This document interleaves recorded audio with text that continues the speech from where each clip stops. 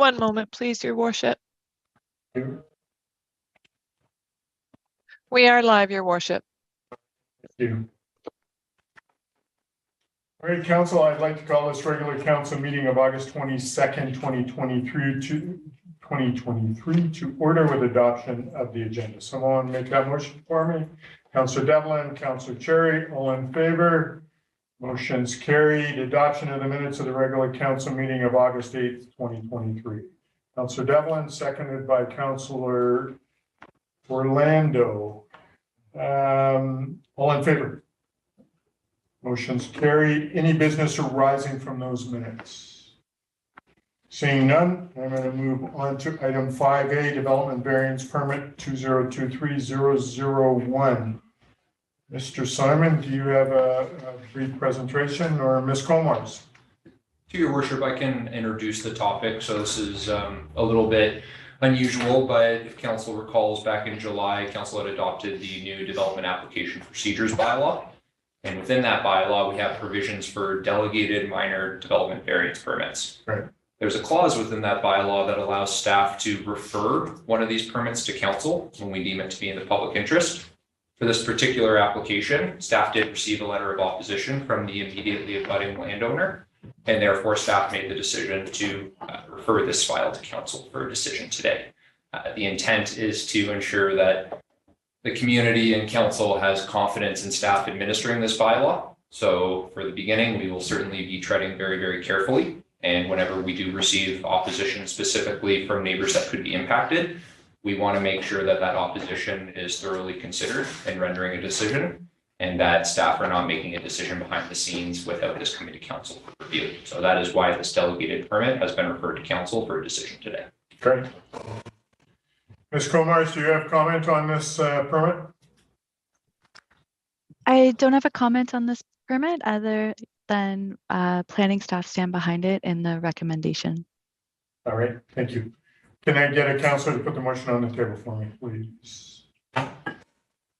Councillor Devlin.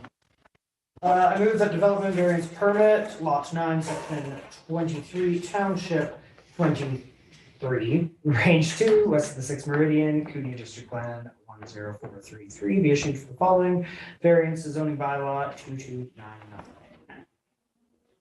And then Section 6.1.5, minimum yard dimensions to reduce this side yard setback requirement from 1.5 meters to 0.97. seconder for the motion, please. Councillor Staphenhurst. Discussion on the motion. So, Councillor Palmer, did you have your hand up? Yeah, go ahead. Really moving just a very short distance. If we go in the measurements that I grew up in, we're looking like 1 foot, 1.5 feet, something like that. Is that not correct, Mr. Black? Absolutely. Whatever. All right. And we see the comment from the neighbor, not supportive of this, no reasoning for not being supportive. However, any other comments or concerns from council? Councilor Paul.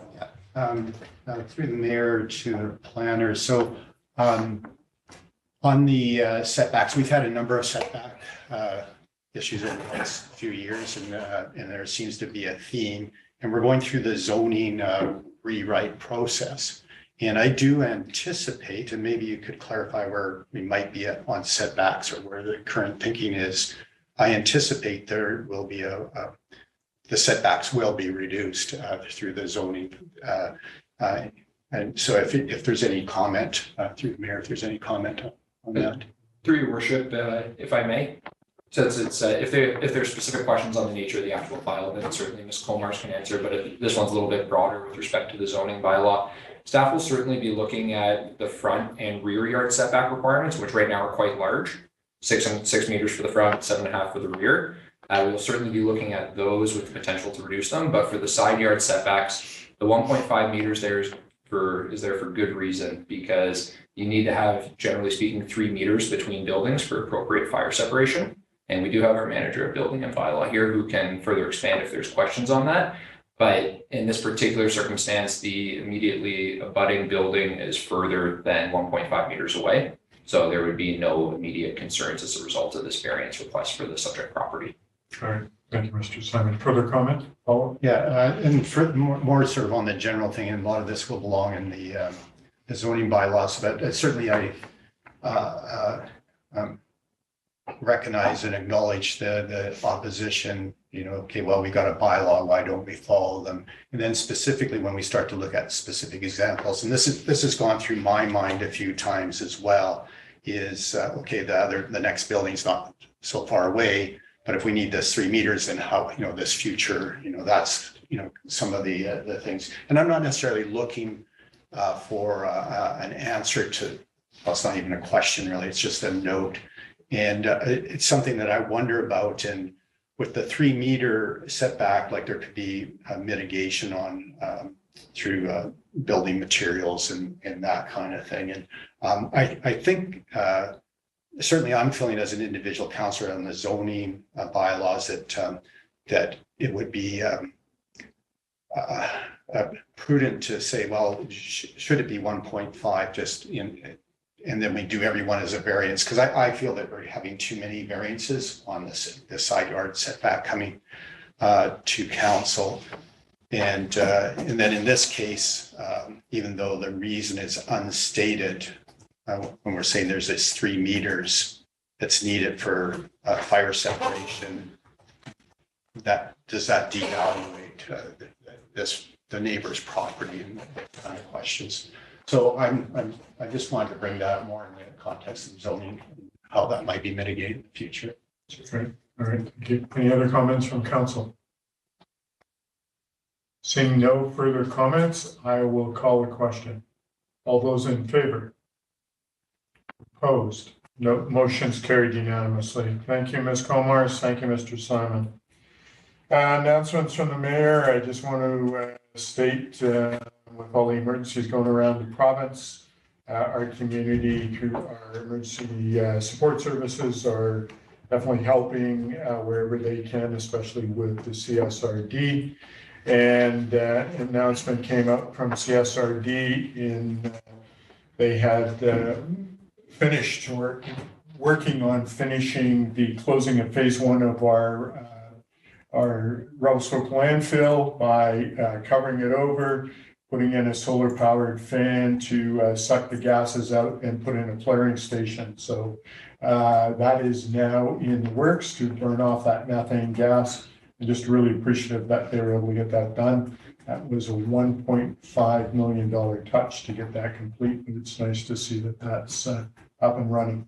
So appreciative of that. All right, moving on to item 9A, bylaws, housing agreement bylaw for Humbert Street. Any presentation on that? This is basically just adopting this. Mr. Simon, any comments? Or Ms. Hartley? Through your worship, there's no presentation and this is for adoption today. All right, someone want to put the motion on the table for me, please? Councillor Cherry? I move that housing agreement bylaw number 2362 be adopted. Seconder for that motion, please. Councillor Devlin. Any further discussion on the motion? We've gone through first, second, third reading. Seeing no further comments, I'll call the question. All those in favor? Opposed? No, motion's carried unanimously. Thank you. Moving on to item 9B, zoning bylaw text amendment. This is, someone want to put this on for adoption as well, please. Councillor Cherry? I move that zoning amendment bylaw number 2363 be adopted. Seconder for that motion, Councillor Lucel. Any discussion on that motion? Seeing no further discussion, all those in favor? Opposed? No, motion's carried unanimously. Moving on to 11A, courthouse lease agreement. Someone want to put that motion on the table for me, please? Councillor Lucel. Sorry, Mayor Souls, did we skip 9C? Oh, pardon me, we did. Thank you for that. Thanks for clarification. You want to put that on the table? Sure. All right. I move that water regulations amendment bylaw number 2364 be adopted. Seconder for that motion, Councillor Devlin. Any discussion on that motion? Seeing none, all those in favor? Opposed? No, motion's carried unanimously. Thank you again. Moving on to 11A. Someone want to put that on the table for me? Councillor Devlin. I move that notice be given of the city's intention to dispose of an interest in a portion of land via lease agreement to Action Accounting for a 2-year term, September 15th, 2023 to September 15th, 2025, for the sum of $17,608.36 plus applicable proportionate share of taxes for office space with an option to renew for 1 year. Seconder for the motion, please. Councillor Lucelle. Any further discussion on that lease? Councillor Stapleton. I just want to voice my concern that this seems to be grossly under market value. And then in one of the reports, I saw that the overall operating cost for the courthouse was $170,000 a year, if I'm not mistaken. I'm trying to find that number right now. Yeah, Roughly, give or take. So I'd like to possibly table this until we can have a full report on all of the leases associated with the courthouse and a breakdown of the cost, so we can see exactly how much this is costing us, where the costs are coming from, what's being covered by the leases. That's it. Thank you. Yep, I'm not supportive of it being tabled, but comments? Ms. Floyd? Well, it would have to be a motion. Okay. Councillor Palmer? Okay, I understood that it was a motion. I would second it. It is a motion. Yeah, well, I'm prepared to make a motion to table the 2 leases at the courthouse until we can have a thorough review of all leases in place at the courthouse, a breakdown of all the operating costs, and we can kind of have a holistic view of the leases associated with that property. Okay, second over the motion, please. Councillor Palmer, comment on the motion. Point of order. Go ahead. The motion includes items 11A and 11B. I'm not sure we can include 11B in that motion since the original motion has been left. I'm just seeking clarification. So. Yeah, good point. Through your worship, it should be 2 separate motions because that original motion only deals with Action Accountings. I'll amend my motion to specifically address item 11A. Okay. Seconder is okay with that? Yeah. Councillor Palmer. Discussion on this. So you spoke, do you want to speak to it any further? Yeah, so I mean, as previously stated, I'm concerned that we're not really getting the full picture of the leases associated with the courthouse, with the properties and the tenancies that are in place. And I worry about the overall cost not being fully reflected in the leases. I quickly took a quick preview yesterday through a real estate site that I use. And if my calculations are correct, on the low end of the spectrum per square foot would be $15 to $20, and this seems to be at about $1 or $2 per square foot. So it's going to be at a cost to the taxpayers, and I just want us to have like a better in-depth dive into this, to look at the leases, to look at the cost, and to figure out how much it's actually costing us. So, okay. Anyone else want to speak to it, Councillor Devlin? I would not necessarily be opposed to an in-depth look at leases just in general on rented city land. However, I'm not going to support the motion to table this because this is a lease that will be up on September 15th, which is a few weeks away. We've already talked about the second one, which is even sooner, but table right now.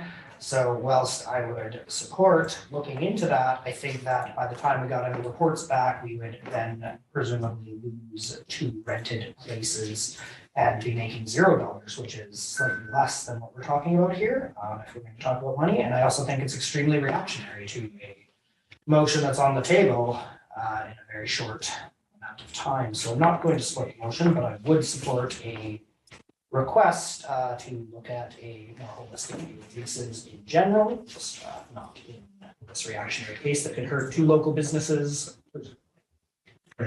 Councillor Stapleton. if I might follow up to Councillor Devlin's comments through the chair to Councillor Devlin, my understanding is that with the commercial lease in place, even though the lease would be, technically at the end of its term, it would still continue on a month-to-month basis until we renegotiate. So that's my understanding. So I don't see any impact as you suggested. Ms. Moore. Through your worship, I just wanted to note that Ms. Rousseau has received market rent from various realtors in town in which she is basing the lease agreements off of. The dollar per square foot is $19.31 per year for this specific lease for office space that's 456 square feet.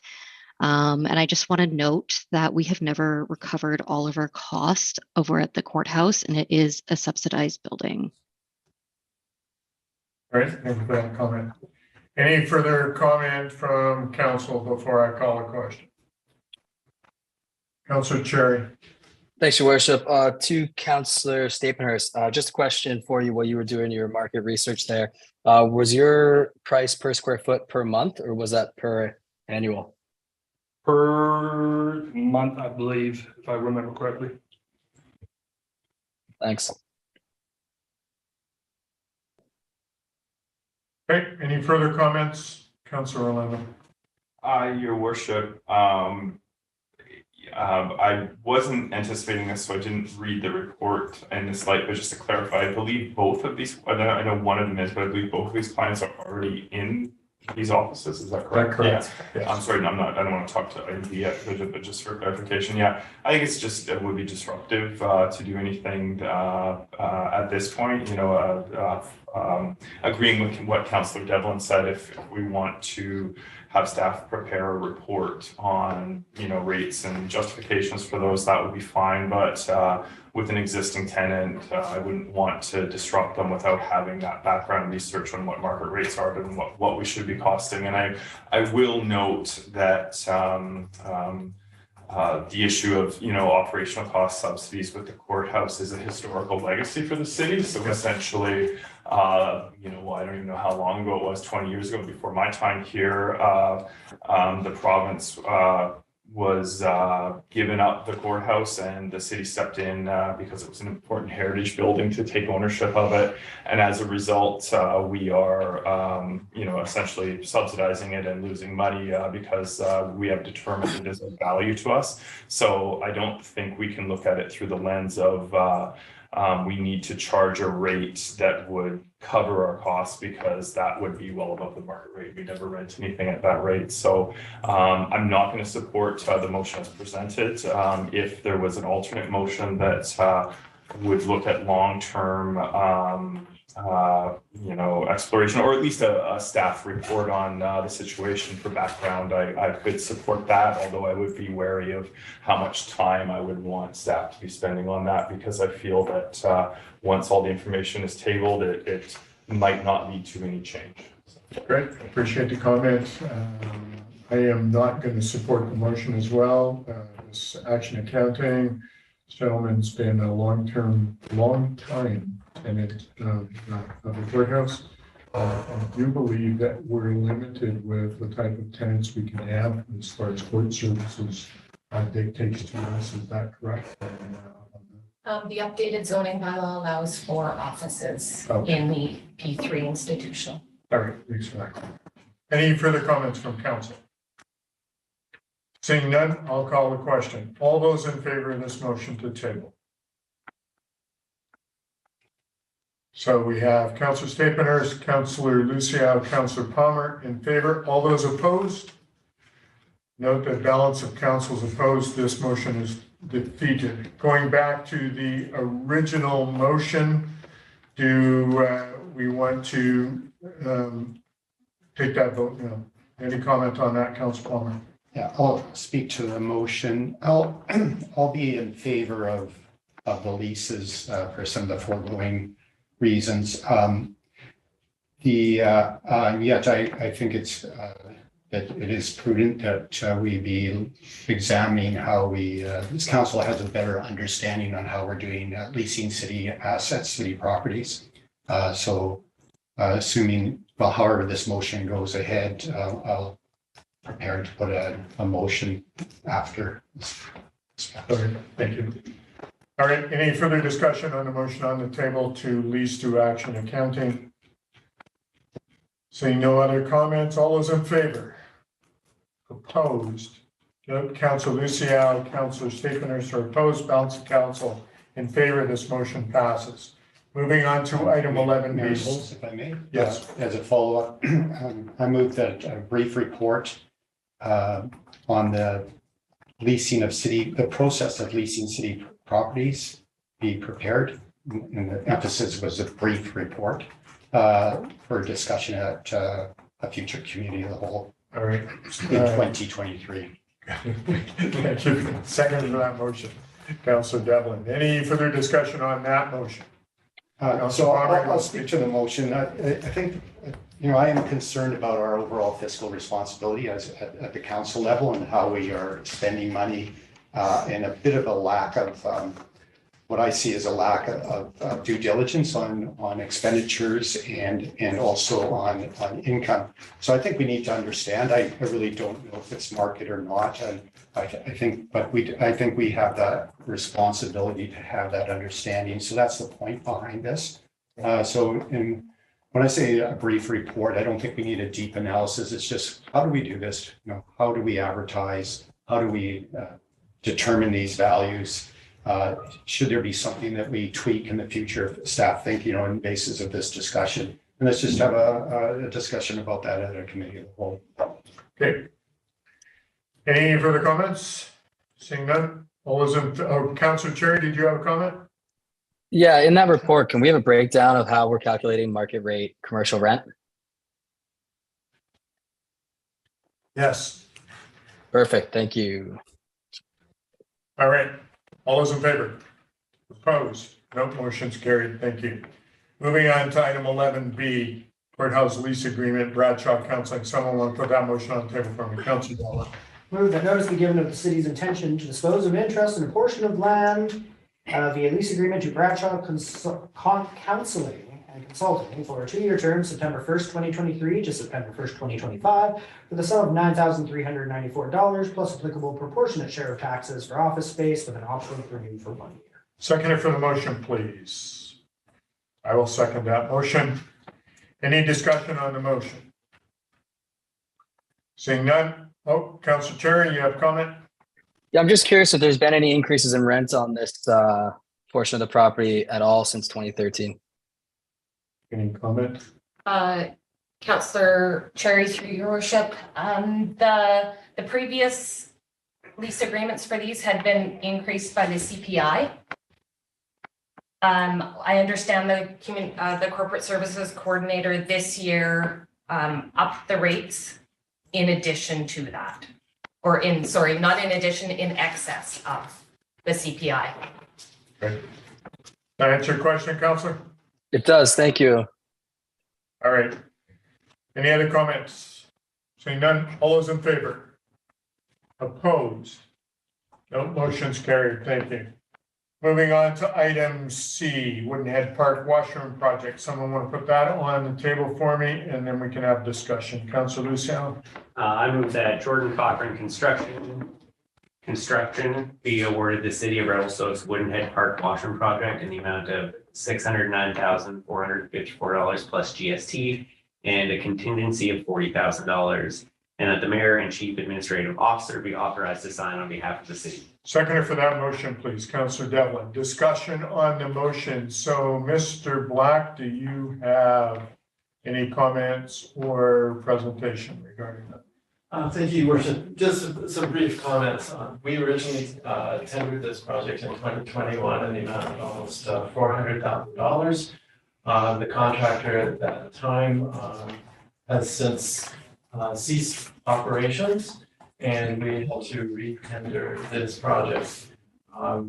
As everybody is aware, costs are significantly increasing on an annual basis.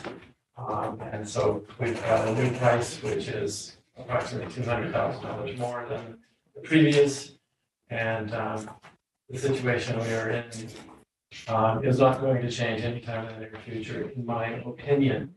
I believe that awarding the project at this time is very beneficial to the community, to our tourism, and our front face to the highway traffic, and providing additional services to the traveling public and to the community by building this facility and reducing impacts to the existing businesses that are being overwhelmed by the traveling public on their existing washroom facilities that are not being subsidized by purchasing of food, gas, et cetera, but there is no place else public for the community to utilize and or tourists to utilize.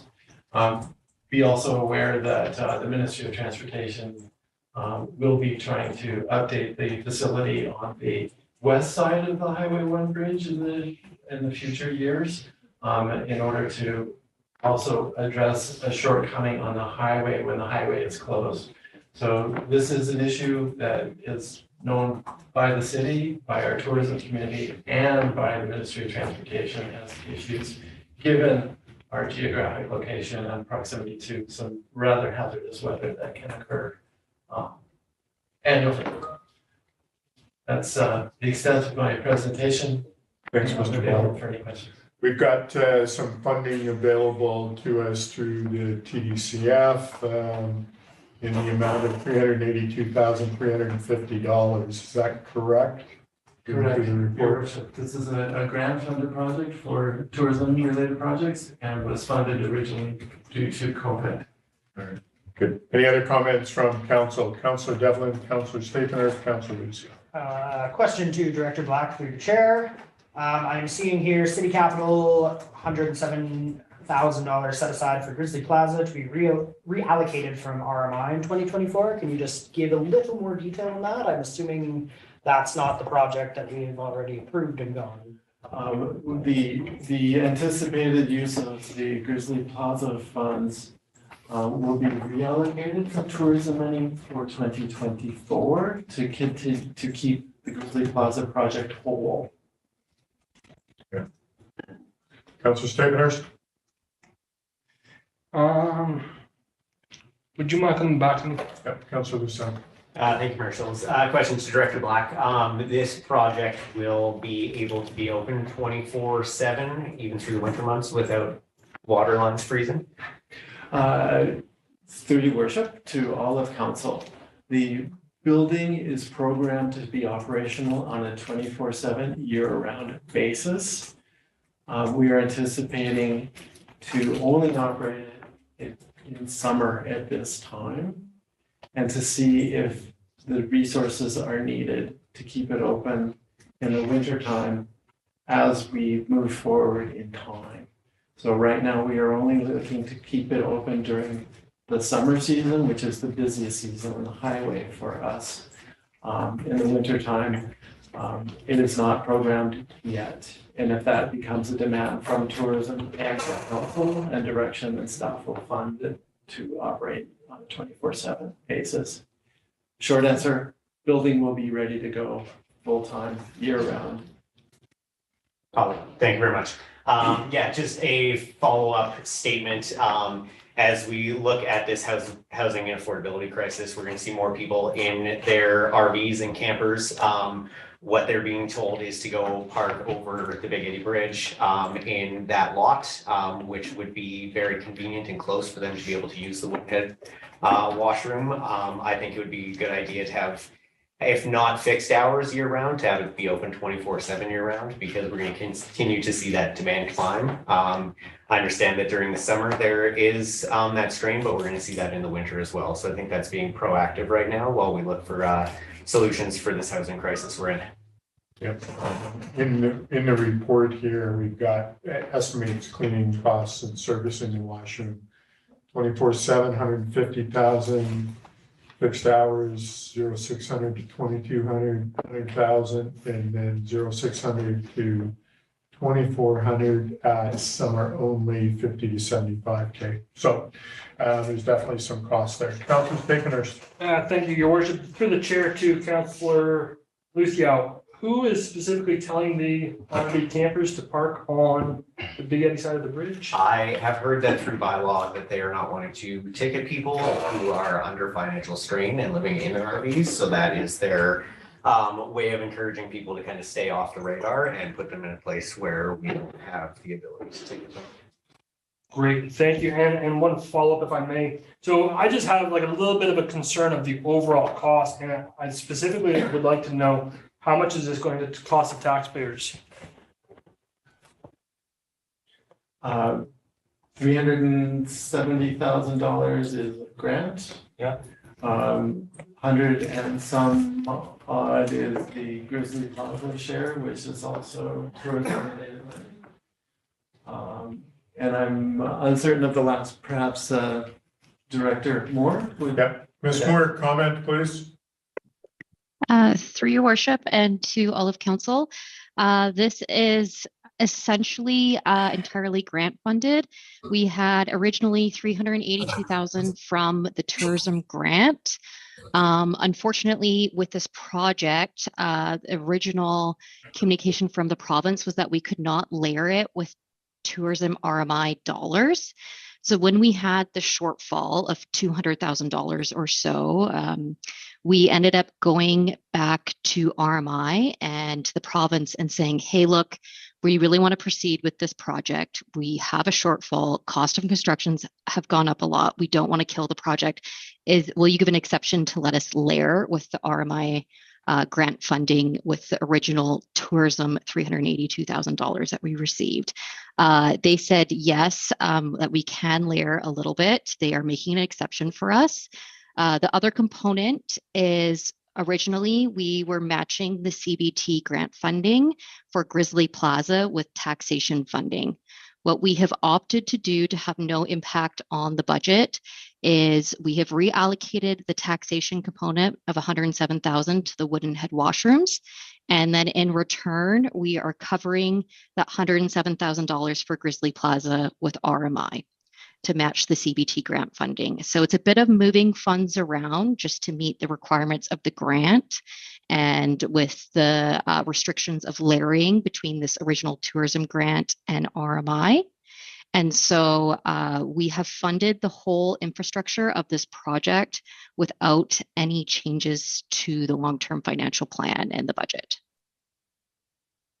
Follow up. Yeah, I just want to express my concern. I mean, I'm just overall, I think I'm concerned about, we currently have 6 bathrooms within 1.5 kilometers of the West Side truck stop. So, I think overall, I'm just concerned about the impact that this has on taxpayers. I know we're shuffling funds around. A lot of this is covered through grant funding. But then I think the one item that's not really being addressed is the operating costs. And the operating cost, is anywhere between $50,000 and $150,000 a year. So those are my concerns. Ms. Moore. Through your worship, in response to Councillor Stapenhurst, the operating costs, yes, they will range from $50,000 to $150,000 per year, depending on the level of service that we provide. We can potentially cover these costs with MRDT. We're just confirming that with the province right now, and with the services and events category of RMI. So what we have come to the table with in the report is that we will fund for summer operations to start off with and use some of the RMI money if we cannot use MRDT, and go from there. And if we feel like we need to extend the service hours, that's something that we can bring to the table through the budgeting process and talk about the taxation impact on residents. However, to get the infrastructure built right now and summer cleaning and operation services, it would all be essentially externally funded or no impact to the existing budget. Thank you for that comment, Councillor Orlando. Thank you, Your Worship. A question for staff through the chair is in terms of operational funding, so up to 1.5 million for the 24-hour 365 option. 150,000. So over a decade, 1.5 million. Sort of one of the first things you do with budget judo is, ask who else can pay for it. And I'm thinking that, the provincial government, one of the things they've said is they've made an announcement or a statement a couple months ago that they're going to be redoing the truck stop on the other side of the bridge. Presumably washrooms are part of that. One of my thoughts is, is this necessarily a tourism infrastructure piece here, or is this servicing the highway public piece? I don't have a lot of background on, you know, how that works or whose responsibility is for it, but I sort of have a feeling like, you know, if you go down to the, you know, Starbucks or one of the convenience stores or there's new ones being built up top there, that, you know, if they're not customers, if they're just coming in to use the washroom and leaving on going out again, that's highway public travelers. And I'm not sure if we have any obligation or responsibility to pay for that. And I'm wondering, has the province in any other way, such as through the Ministry of Transportation, been approached to see about covering operating costs? Comment, Mr. Black? Through you, Worship, to Councillor Orlando. I am also working with as the municipal representative on that motor upgrade. We have not discussed that as a operational issue on the highway or funding from the highway. I would mention, however, that we do know that members of the traveling public are utilizing the park as a washroom. And that is a significant issue as a resort community and from a public health perspective. And based on that, staff is of the opinion that this will be beneficial to the community as a facility representing this community to the traveling public, and will be utilized by both tourists traveling and locals that are stopping here for picnics in the summertime. So you see that it's very highly used in the summer. That's all. Okay. Thank you. Councillor Stapenhurst, and then I'll go to Ms. Brown. Yes, thank you. Through the chair to Mr. Black. I was just in Starbucks prior to this meeting and spoke to the manager.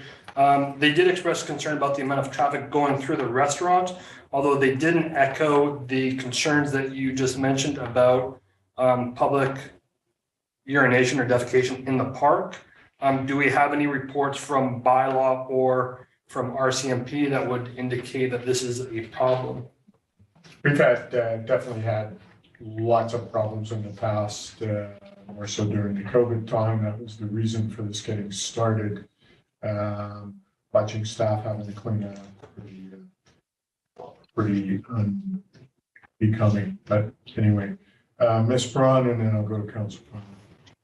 Thank you, Your Worship. So through Your Worship, in response to some of the concerns expressed, yes, I originally wrote the grant to get this $382,000, which was the estimated cost in 2021 to build the washroom.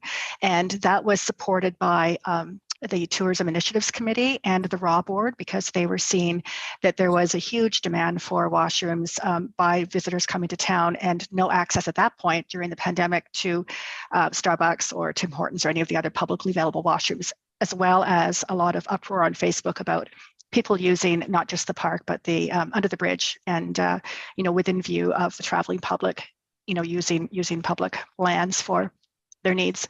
So partly this was driven by the initial demand in COVID. And if you recall, we ended up using some RMI funds to put a porta potty up, or a couple porta potties up at the park, and they were fully used and emptied on a regular basis and cost us, I think, about, I'm not sure, Shanna, if you can recall, it was something like $50,000 or $60,000 for this summer just to keep porta potties in place for 2 to 3 months. And so with the support of the TIC committee and the RAW board, we pursued this funding to deal with the immediate issue of overuse and demand, but also since then, the businesses have expressed concern that there's a lot of people visiting their facilities for the washrooms, and they would like to see something provided for the public. Great, thanks, Ms. Brown. Councillor Palmer. Thank you, Mayor Souls. I spent a fair bit of time thinking about this and have a number of comments, but first, Councillor Stapenhurst asked a question about some documentation on this defecation, and that one went unanswered. I cycle by there pretty much daily. And there's no indication of that. But I think that question actually should be answered, but anyway, I'll go on some of the things I have. So from my perspective, the washroom came up before I was on council. It's we were in the pandemic. Governments around the world were creating policies or making decisions, and hopefully in good faith reacting. But a lot of those decisions were now in hindsight were maybe not so wise. One of those that I believe prompted this was the province shut down every public washroom. So we were at a point that you could go through the drive-through at McDonald's or A&W or Starbucks, but you couldn't go in and use the washroom.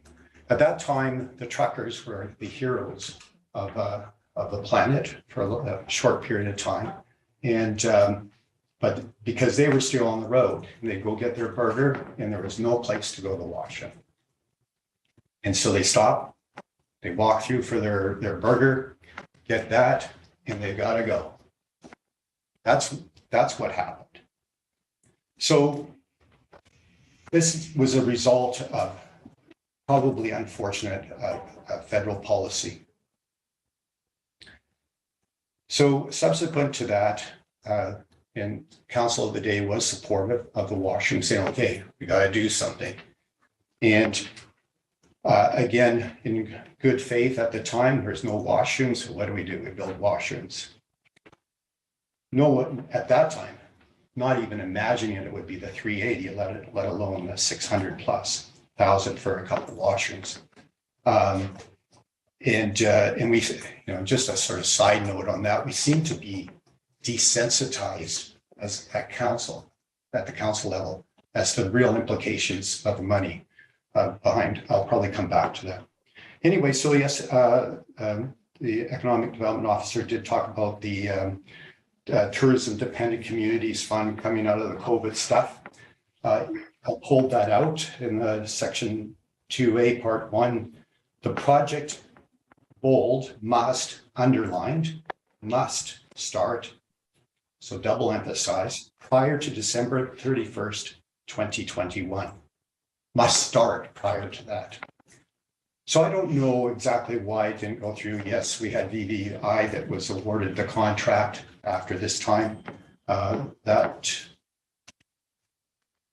came to council for approval in October after the start deadline. So there was something happened. It didn't get started when it was supposed to. But anyway, so it came back in October 2021 and picked Van Isle. And if I recall correctly, that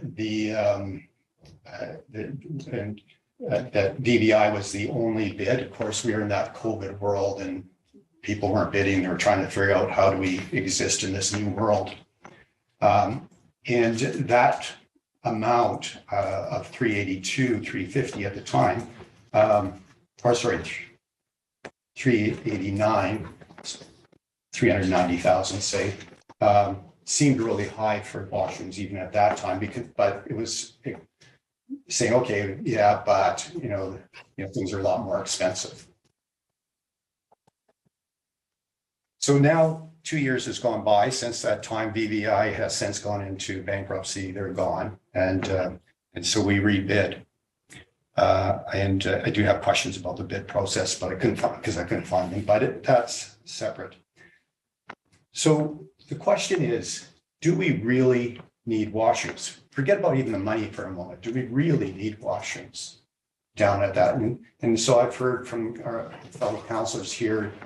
That raises other questions. I don't think we've had that discussion about policy of actually encouraging people to camp in certain areas. But I think that's a separate thing.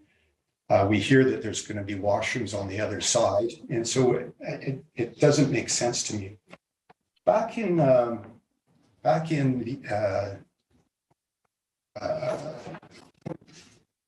November 2020, so this is a year prior to when the discussion was first came up, and the price was a lot lower back then. And so it did come to the Tourism Dependent Communities Fund at that point. And in the minutes, it states there was concern over having washrooms at Wooden Head Park, that it would deter people from coming into town. So some of the rationale we're saying, okay, well, we don't have enough washrooms there. Well, we do have McDonald's, we do have Starbucks, we do have A&W. And yes, they're not technically public washrooms for non-customers, although we all know that you can go into those establishments. But I would think as a business owner that you want people to come into those businesses, because you're going to go buy a cup of coffee or buy a burger or whatever. And then that question about, okay, is this, we're calling these tourism facilities, but as Councillor, I think it was Councillor Orlando was saying, is this really a highway service issue? And that's, belongs with the highway. So are the Revelstoke taxpayers, is the Revelstoke community, are we paying taxes to discourage people from visiting businesses from coming into town? If we build a washroom there, does the Ministry of Highway really need to build a washroom after? I don't think so. Are we subsidizing the province? So that's, I think these questions, and then also then I did talk to some people in the industry, in the tourism industry, and they do not see this as tourism. They do not see that as tourism. So I'm hearing a contradiction of statements here, and maybe we have to have that dialogue a little bit further. So let's talk about the price here. So the question was asked by a fellow councillor, okay, what's the cost to the taxpayer? Well, I can tell you what the cost to approximately what the cost to the taxpayer is. It's going to cost $650,000, 610 plus 40,000, and possibly more than that. So that's 650,000.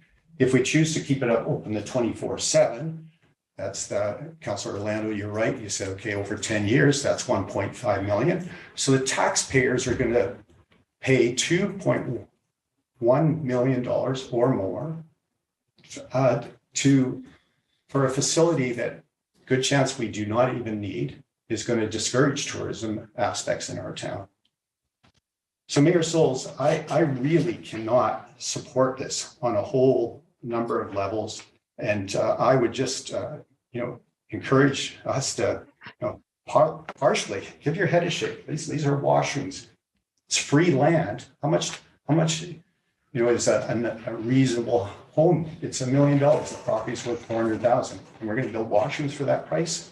To me, it defies logic. So on that basis, I will not support this motion. Thank you, Mayor Souls.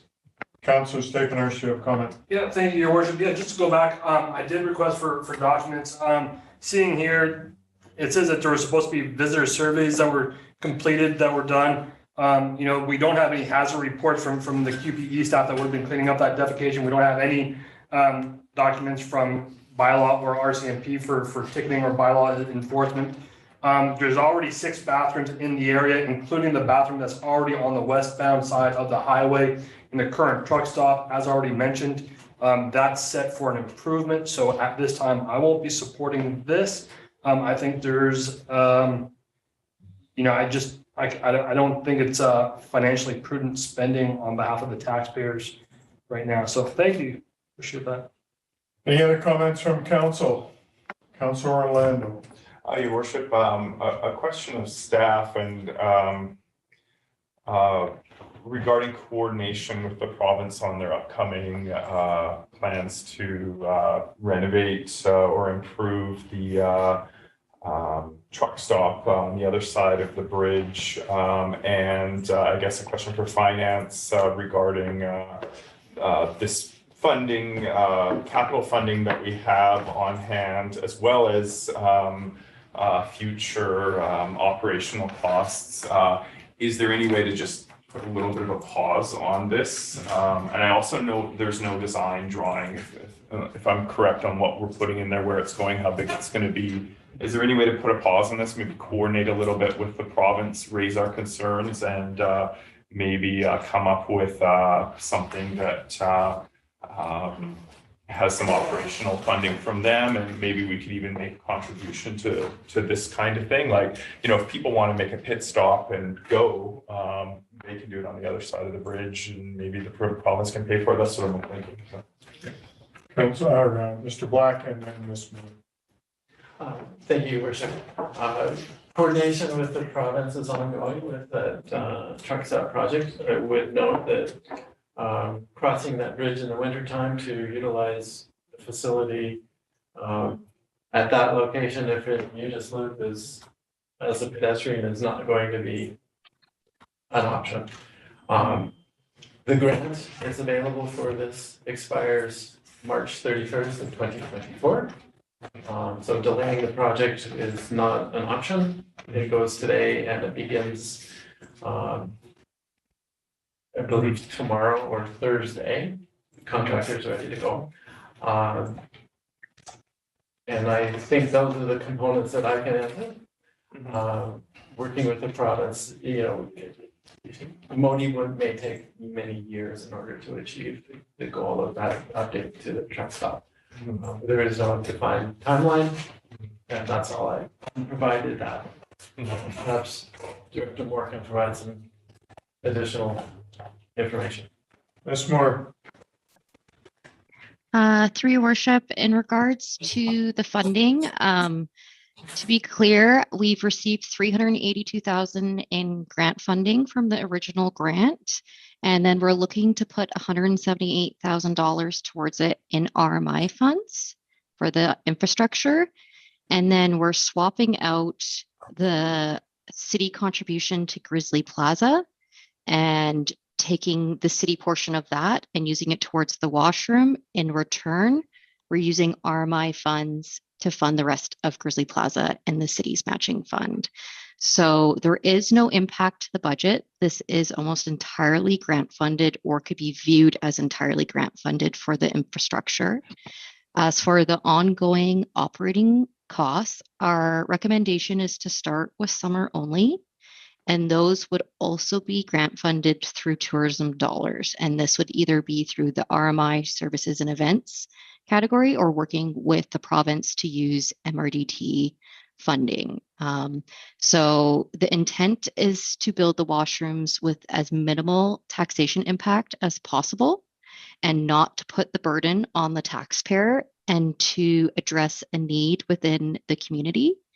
I'm not sure what businesses, how the businesses in Metis Loop feel and how many customers go in just to use the washroom without actually purchasing something. I'm not sure if that's an issue.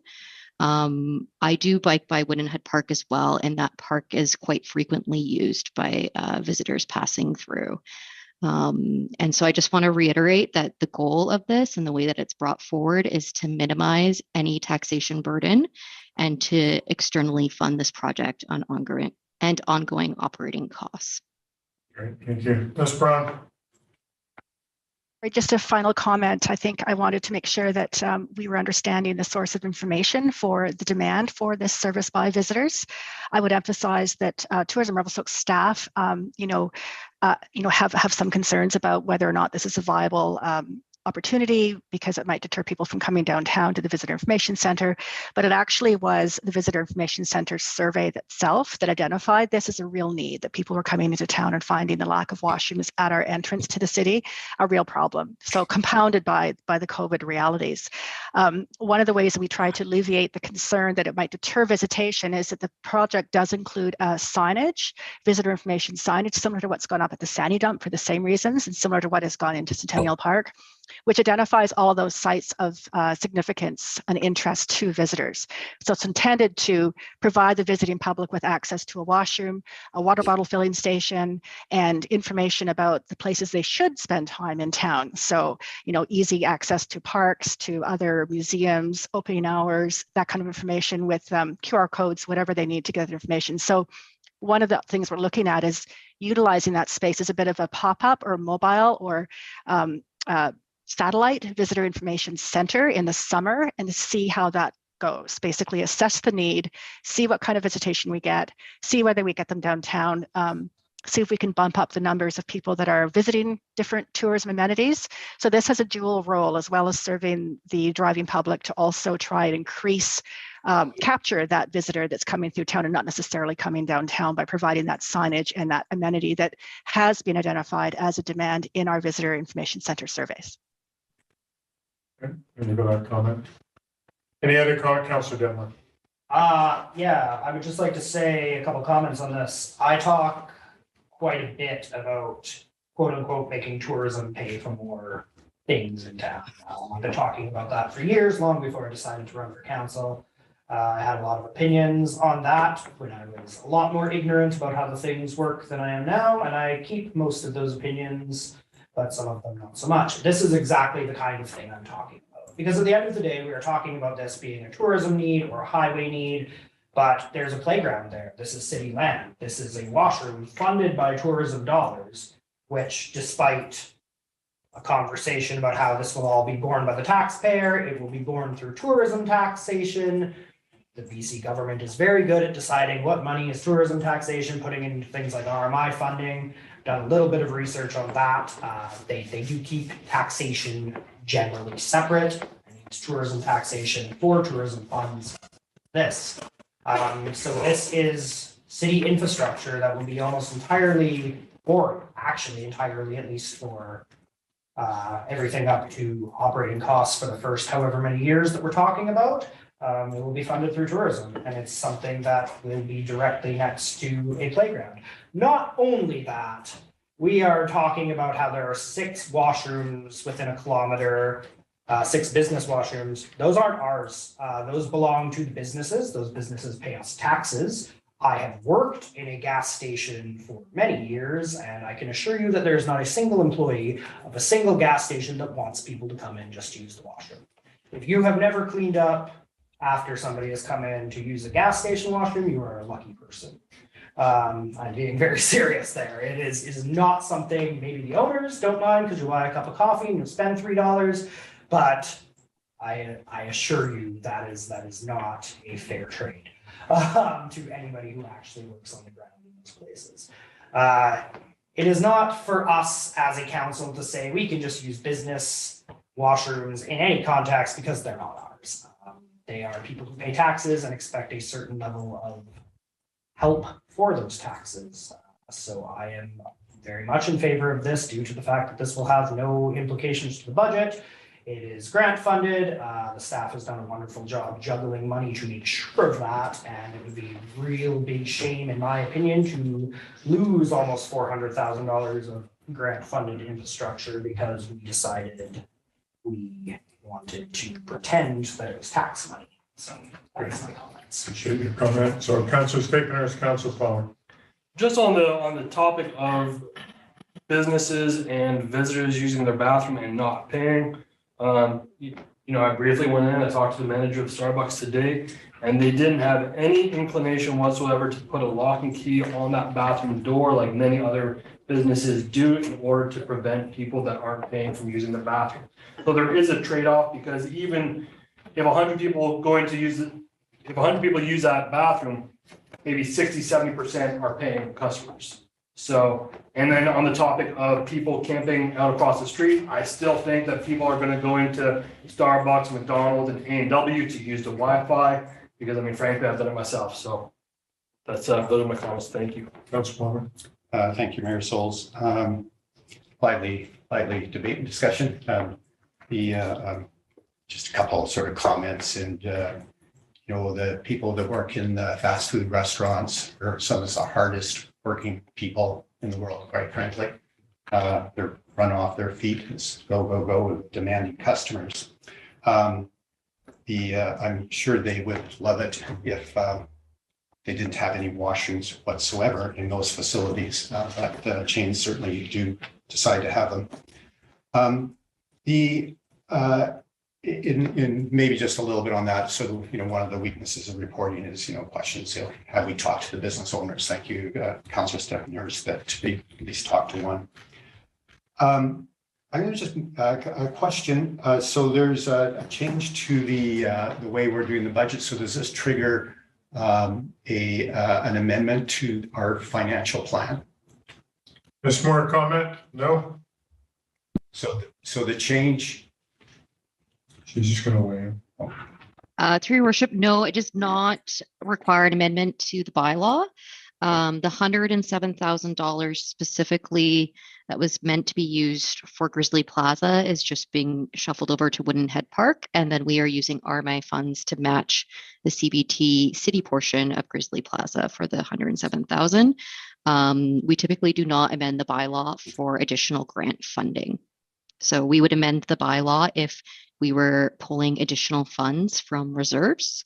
However, we would not amend the bylaw for grant funding to fund an infrastructure project.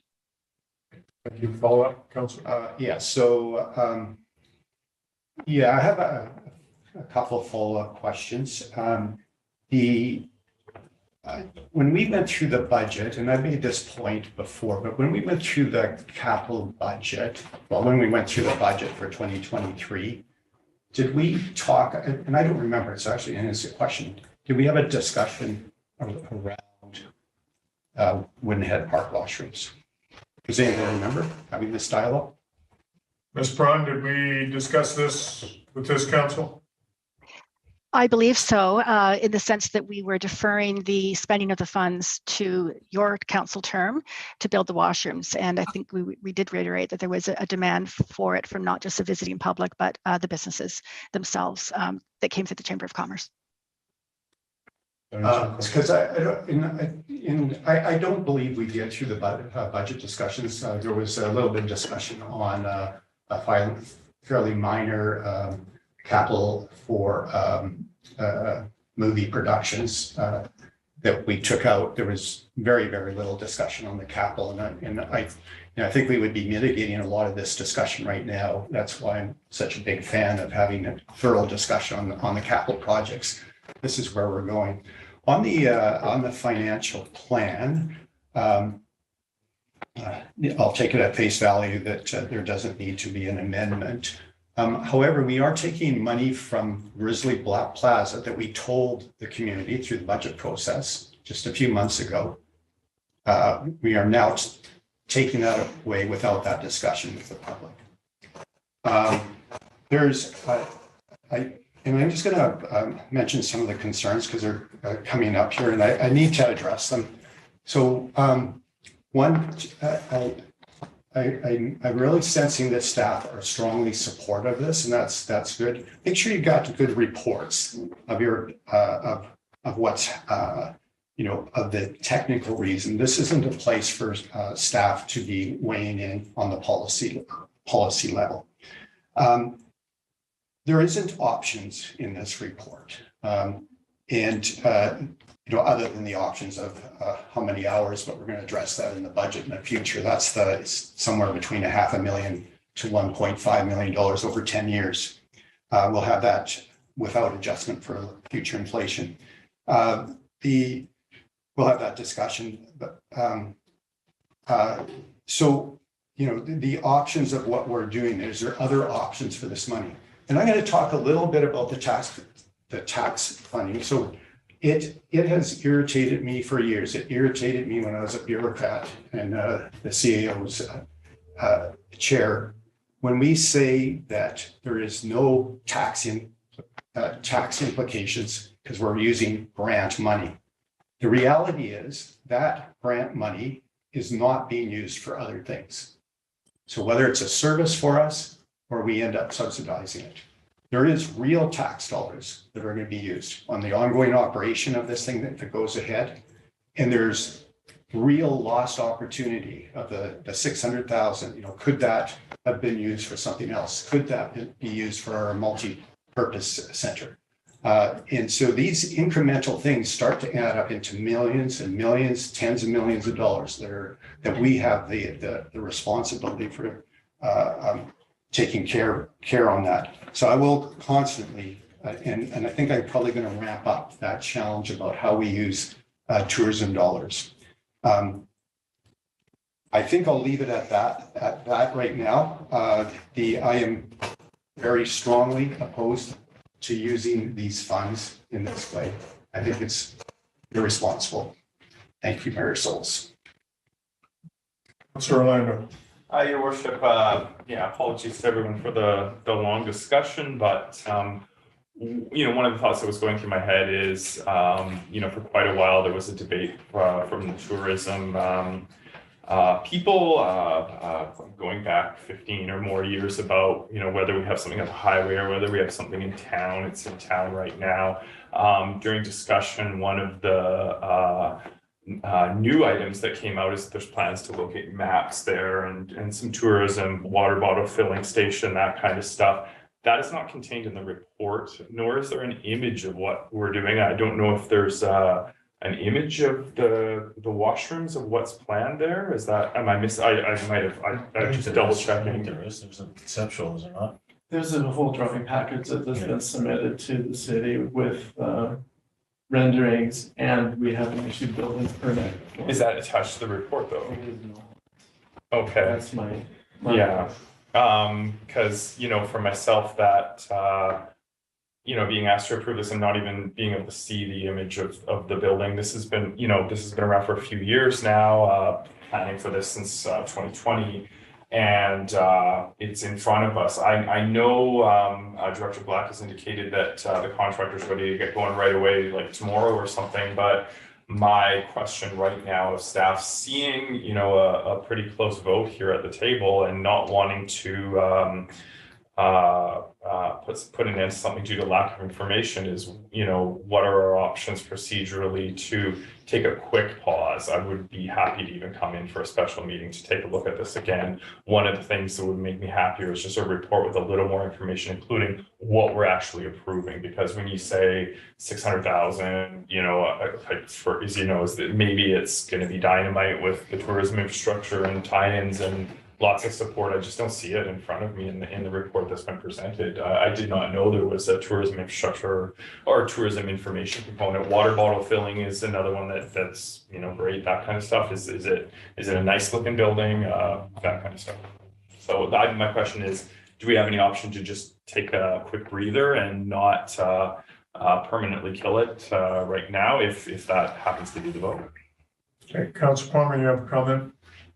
I think probably Councilor Orlando's question needs to be answered, but I'll just add that within the report, it's a reduction in scope as well. And that we haven't even talked about how this, because the city's going to be doing some of the work there, but that's kind of a red herring at this point. So I think I'm going to go to Ms. Floyd or Mr. Parliament regarding Councilor Orlando's comments. Thank you, Mr. Mayor. So I'd like to weigh in. First of all, naturally and historically, I'll always applaud staff for trying to make lemonade out of lemons. The original intent was to build washrooms approved by the prior council for a sum total of roughly $390,000 pre-COVID. And I do agree with all the comments what happened during COVID, because I do see the world change like you saw the world change post-COVID.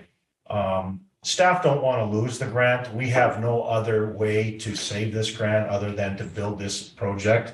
I wish we could transfer the 300 and make sure I get the right figure here, the $382,350 to another project, but I want to confirm publicly we cannot, correct? Director Black, Director Braun, Director Moore. That money has been allocated to this project. So what staff has tried to do is come up with this overinflated, ridiculous price, in my opinion. And I say ridiculous not to reflect the work of the tender, but also to recognize in this world now we are paying 30-40% above line for any major capital project. It's just a ridiculous situation we find ourselves in. So what we're trying to do is save this project, which is now going to be reaching 650,000, and staff have come up with a very creative way to make sure the taxpayer's not paying for it. And that's what you see before you now. In addition, it's the operating costs that concern me, and I was very pleased to see that Director Braun was able to confirm, as was Director Moore, with the province, that yes, Not only will RMI help a little bit by turning this into a visitor satellite office and offering a water bottle service or VIC small scale operations, but also that MRDT will indeed assist if we so see fit. They weren't crazy about a $200,000 a year operating budget, but they would definitely approve and have confirmed that we could use some of the MRDT funds to help pay for the operating. So in short, there is no impact to the taxpayer, and that's why there's no amendment to the 5-year financial plan. If this, and staff, I'm sure would agree, if this collapses, the money goes back to Victoria and there's no washroom facility. I was more concerned about the operating costs, but I'm pleased to see that that's going to be covered. In terms of the design, I've seen the design. It is a sharp looking building, and I do agree with Councillor Orlando. I think council needs to see that. Yes. We're ready to present. Oh, okay. All right. So I was just going to suggest if you wanted to pause and maybe meet on Thursday again, we can, but you know, I think the timing is critical here and we need a decision. So I'm glad to hear that we can at least see the design, but time is of the essence, and maybe we just call the question and make the final decision. Okay, I'm going to turn this over to Director Black. Thank you. So Midas Loop location, future location of this potential facility. Next slide, please.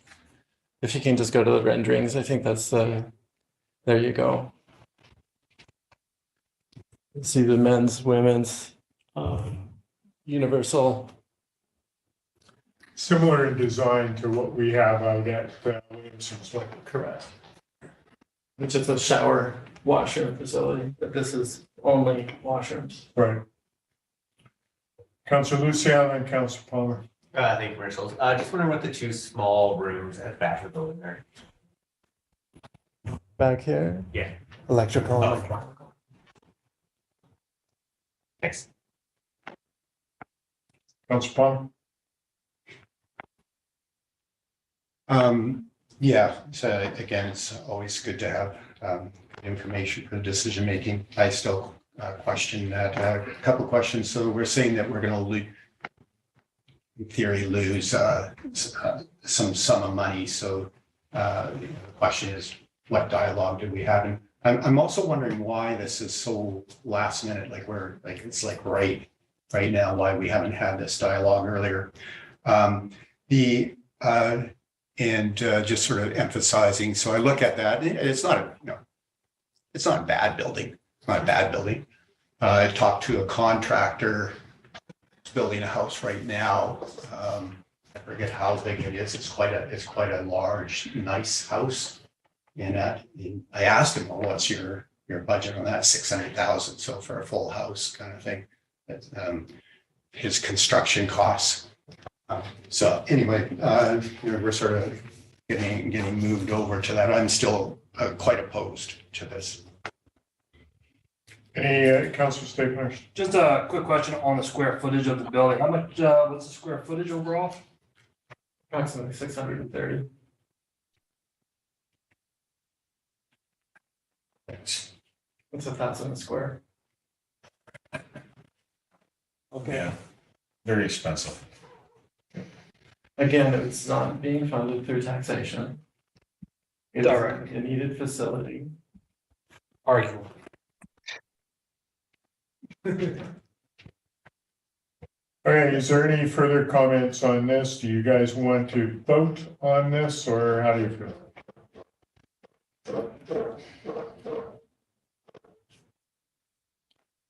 I think most of us know how we are going to vote. I don't know if it's going to change with time. If anybody thinks that if they need more information, then I guess that's yes. Councillor, Mr. Parliament. Director Black, what's our drop dead date? Is there we have to have the shell basically up before winter so that we can complete this project in time for the March 31st, 2024 deadline. That's why it's imperative that we start ASAP. And the next council meeting is 3 weeks away? September 12th. Unless we call a special. We pause on it for a week?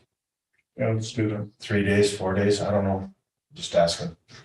Are you guys comfortable with that? Pause. Yeah, just, I mean, thinking about it, I mean, What other, I'm sorry, I'm just trying to find a solution here. I mean, I don't think we can wait 3 weeks till the next council meeting. That's gonna put us past. So my question will be, you know, when I look around the table, there's gonna be some that aren't gonna change their mind no matter what. Yeah. And so then it comes down to, are we prepared to make a decision now? Or go from there. Councilor Cherry, you have your hand up. Yeah, I just want to say I'm prepared. Make sure I'm not muted. I'm prepared to make a decision now. I'm in favor of this. I've listened to the entire discussion. I appreciate most of what's been said here. And I don't know if that's enough to sway anybody, but I just wanted to add that in before any decisions are made. Okay, appreciate it. Yeah, it's council's decision, Mr. Mayor, of course. It's your decision. Just trying to get. Ms. Moore. Through your worship, and I also have Director Black confirm, and I'm not sure if this might help guide council in making a decision. I believe this was awarded to VVI last summer, and they're unable to fulfill the contract, and then the cost went up this year, which resulted in us having to find a new funding strategy and a bunch of back and forth with the province, which has resulted into the timeline up until today. So if this does help provide any further clarity, and I'll just let Director Black confirm that. Okay, Mr. Black, comment, because Councilor Palmer asked about timeline last minute.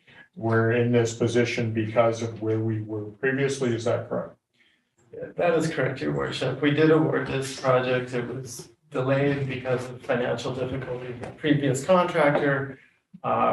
We did solicit some numbers from 3 separate contractors for this year. One chose not to submit at all. The number you see in front of you is the low bid. The high bid was almost $1 million for this project, which is approximately $1,500 a square foot. So these costs are not going to come down. It is expensive. We acknowledge that.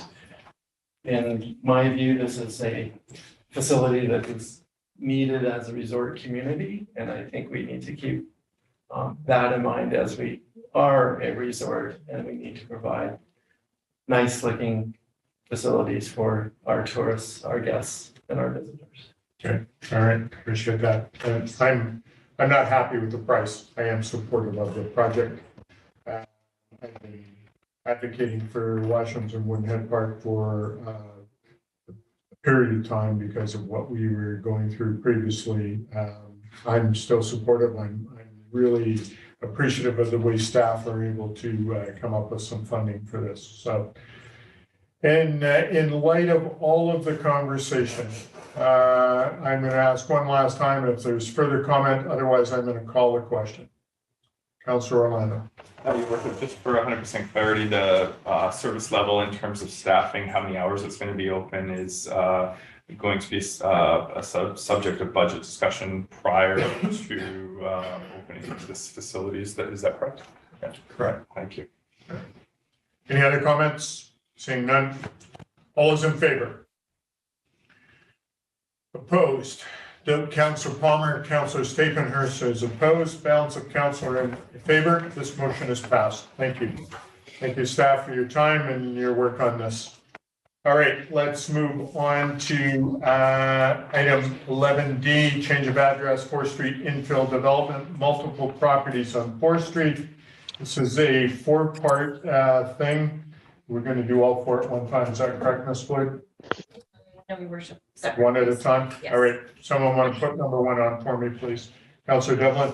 I move that block 12, block 10, section 26, township 23, range 2, west of the 6th Meridian, Kootenai District Plan, 636K, addressed to 807 4th Street. Seconder for that motion, Councilor Lucio.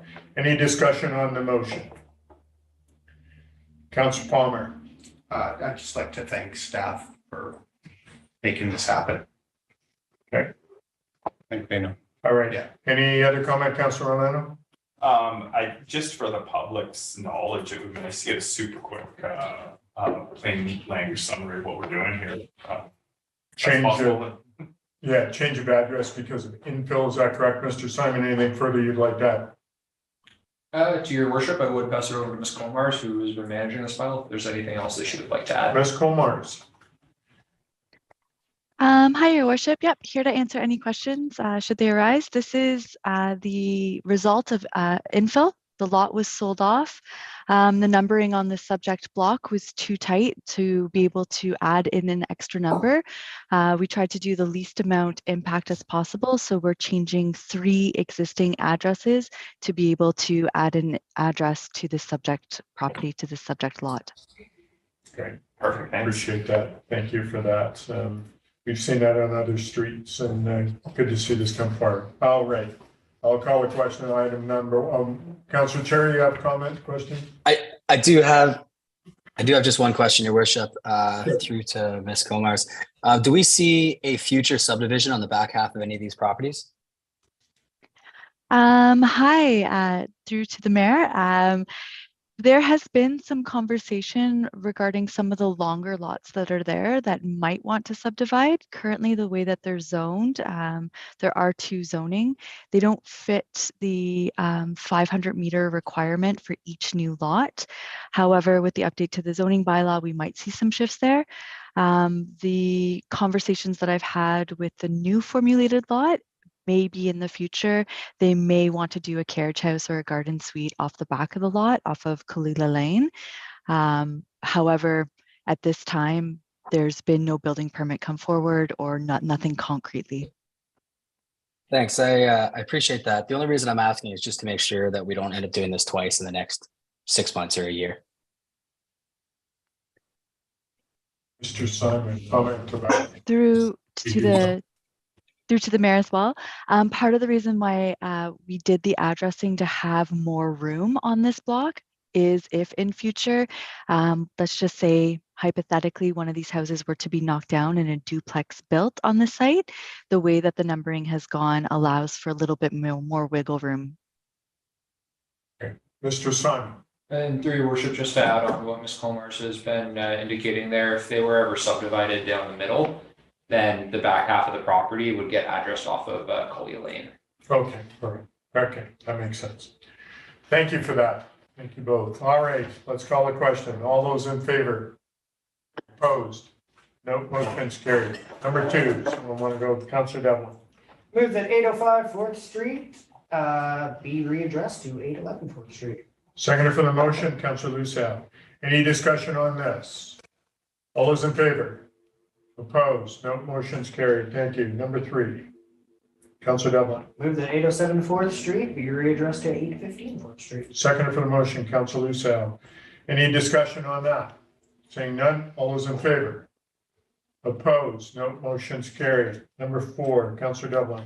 I move that 809 4th Street be readdressed to 819 4th Street. Councillor Lucille, seconding.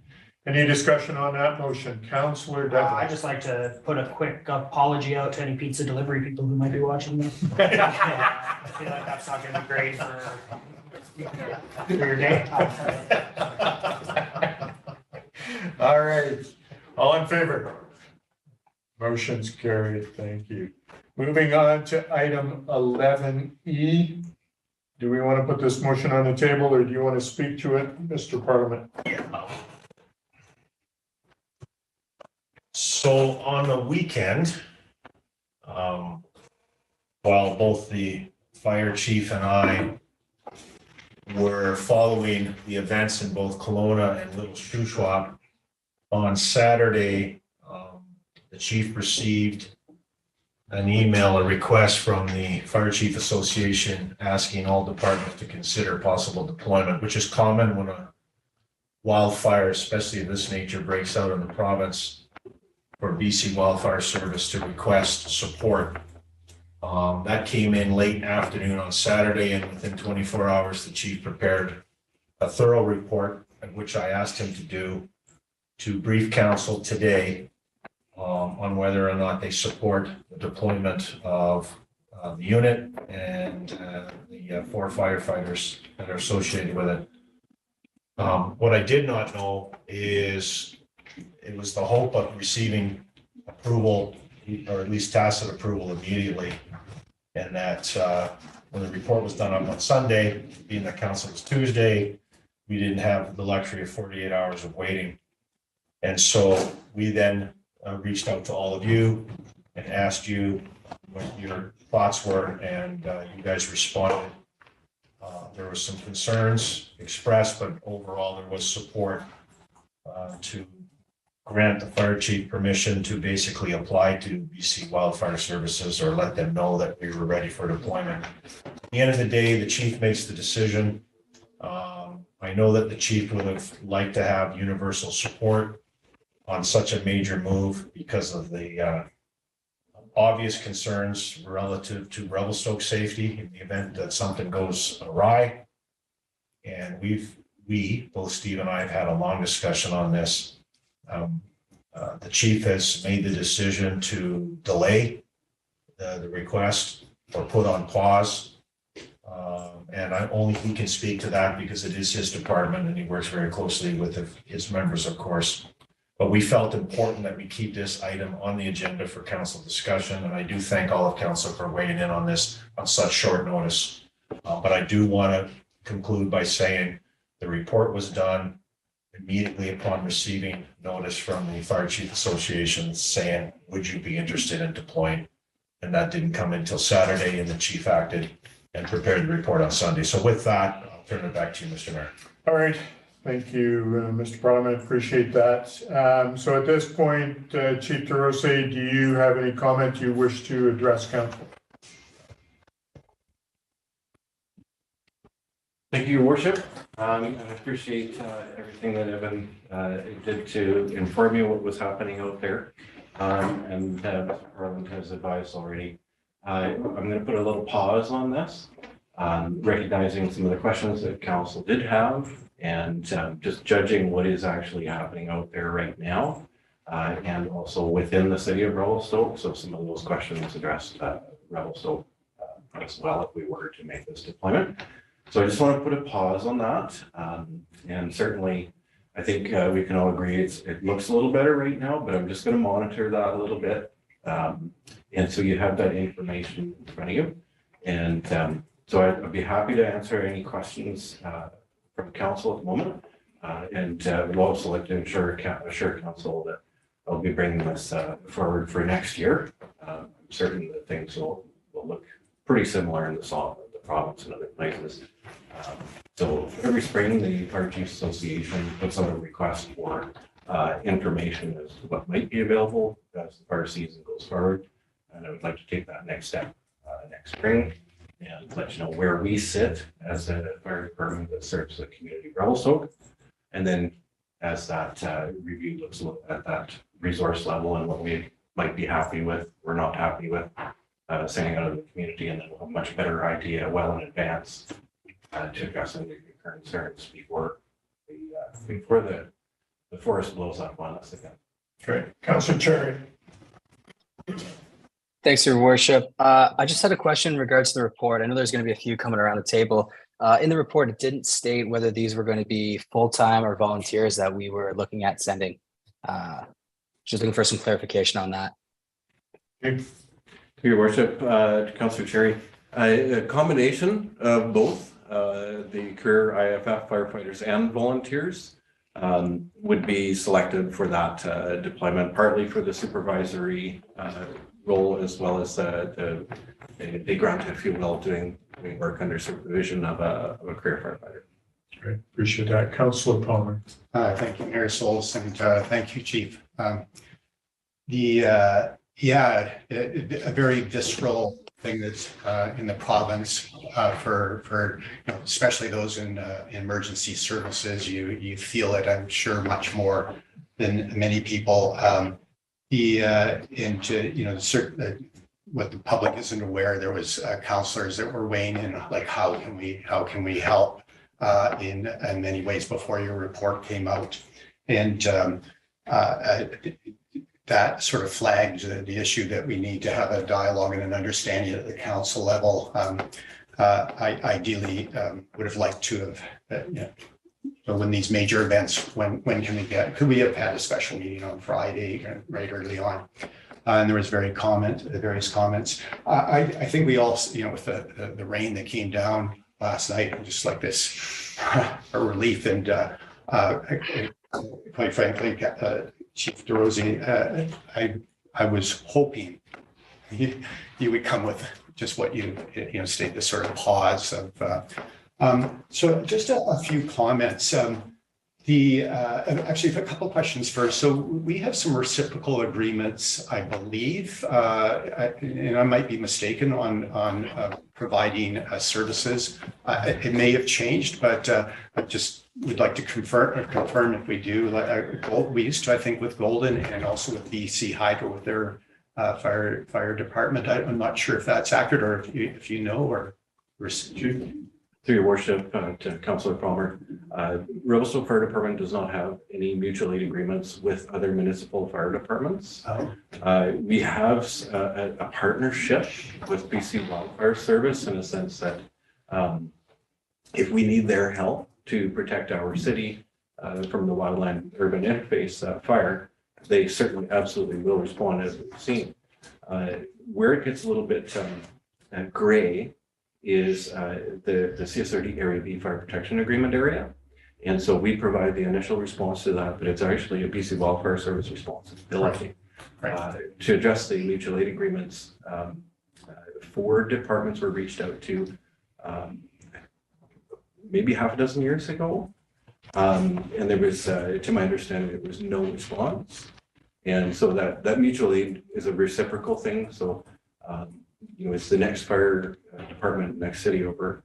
Do they have a department that could do the same for us that we would do for them? One of the things with mutual aid agreements is there's no compensation between departments. So we would go for nothing, they would come for nothing, just the operational costs, maybe fuel, firefighting. So through the mayor, just a little bit further out. So that's good to know. When we're looking to sort of go through the debrief on how we responded, we weren't in the thick of the emergency for sure, but how we respond to our own emergencies is of paramount importance. But these other scenarios, ideally, assuming that it was appropriate for the truck and some of our labor to go out of town, if it was appropriate, and I think there's a question there. It seems to me that we need to have that sort of policy discussion at the council level so that you can just react and you don't have to come back because it's a delay, that really, if it was appropriate, you needed to be able to respond right away. So I look forward to that discussion.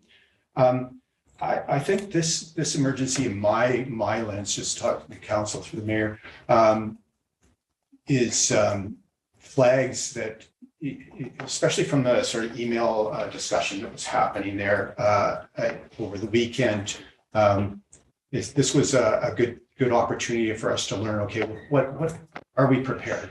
There are certain things like our emergency plan 2006 is kind of a glaring thing, saying, oh, okay, the world's changed a little bit since 2006, and certainly as right now, I do not have confidence that we are prepared for an emergency here. I don't, and that's been expressed by people in the community. So I think this is maybe just a good opportunity, and for the chief to take this, and then how we are fanning out emergency response and how that gets coordinated. I think that certainly warrants a discussion in the coming months. Thank you, Mayor. Any other comments or questions for Chief DeRosa? Councillor Staples. Thank you, Your Worship. Through the chair to Chief DeRosa. I would welcome seeing some policies and procedures so that, hopefully, not in the anticipated, but in the unfortunate event that we have this situation again, we're able to deploy a little bit quicker, and we kind of have the framework laid out as to how to make those decisions, how to deploy those resources, because as we both know, time is of the essence in these emergencies. Unfortunately, I started monitoring the situation in Kelowna, Thursday night prior to me going down there on Friday, and it quickly deteriorated. But and I think even from a federal level, the lack of preparedness, like it's almost like afterthought of like, okay, let's get resources out there now. And it's like, this has been a horrific fire year. And it would have been nice to see, the federal government, the provincial government, deploy these resources, start having these conversations way beforehand. So that way, we wouldn't be in this situation, or we could be better prepared for it. So I look forward to seeing those reports come from you. Any other comments or questions for Chief? Councilor Orlando? Yeah, just a general comment. I do support any effort to coordinate with other fire departments. I don't have any expertise at all in firefighting, but my understanding from watching statements by the chief down in West Kelowna was, having the resources from, I think, a dozen fire departments from across the province there was instrumental in the fight there. And, certainly I flew into Kelowna that evening and stayed at my mom's house, and we had to run to get evacuated from our house because there was fire 400 meters started and just blew up from small to the whole mountainside is on fire in half an hour. And it's certainly lets you know of the issue. Then it would be comforting to know that if we confronted that situation here, the wind event and the fire, that we could count on other resources coming to help us. So anything we can do to move in that direction, I would support. Great, appreciate that. Any other comments? Seeing none, thank you, Chief Derose. So we'll just put this on pause for now and have further discussion as we move forward. Thank you for your time. And then my only other comment on this is I've spoken with Emergency Support Services, spent some time with them over the weekend, and they will do a presentation to council sometime this fall or early winter. All right, we're moving on to correspondence. Item 12A has been removed at the request of the author. Item 12B, Ms. Davidson's letter regarding emergency preparation. Any comments from council on that? I have not talked to Ms. Davidson directly. I've spoken to our Community Resource Network representative, and got some information from her regarding how we need to be prepared moving forward. So we'll bring that to council as well and discuss those things. Councilor Orlando. Yeah, Your Worship, I'd just like to address the letter from Ms. Davidson. I think one thing I'd like to point out, and I did respond to her and say this, is right now we're in the middle of a hiring process for a communications coordinator for the city. And I think this sort of, the letter calls for, communications and understanding. And I envision that that preparedness as being part of the role of the new position, in addition to other existing initiatives and existing plans. And I do note, from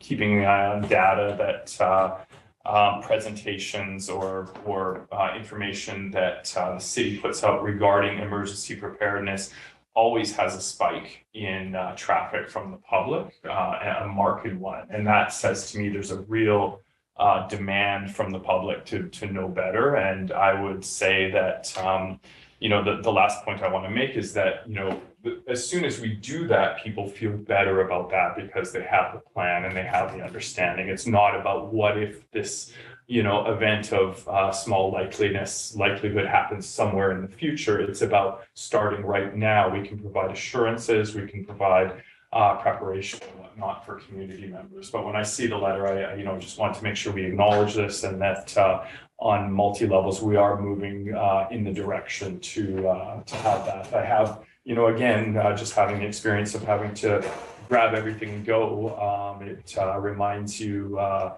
Fortunately, I got a car packed up and I hadn't even unpacked my bags, but some people, don't have vehicles, they have mobility issues, and then the chaos of people being at work, the family not being together, it can be quite stressful. So I would like to just acknowledge that this is something we're working on and hopefully bolstering. Yeah, appreciate that. So having been in that situation and lost a home, I know exactly what it feels like. having sit in the response center, helping people who've likely gone through the same thing. I know what it's like to look into the eyes of people who have no hope. And so we'll have communication around this table, and I'll bring some people in to discuss. We'll put some things on the table so you understand how our local procedure works. And Mr. Moen, you and I will have a conversation about that as to presentation to all of council at a committee level. So thank you for that. All right, moving on, Ms. Delasell, do we have any questions from the press? There are no questions from the press, Your Worship. All right, good. Yeah, just further on this letter, and I'm not sure what our practice is right now, but it would be nice if the city did a formal letter back to her. I think it encapsulates concerns that I've heard throughout the community, and I'm certainly appreciative of that. And if that helps us to improve on the communications, and because I think that's really the biggest part of it. Hopefully, I mean, there might be other parts underneath. We just don't know. That's the answer. So, thank you. Letter will be going up. Thank you. All right, I'd like to move in camera pursuant to section 90.1K of the community charter. Someone want to make that motion for me? Councillor Devlin, second by Councillor Lucio. All in favor? Motion's carried. We're going to take a 5-minute break and then we'll come back in camera. Thank you. On your topic of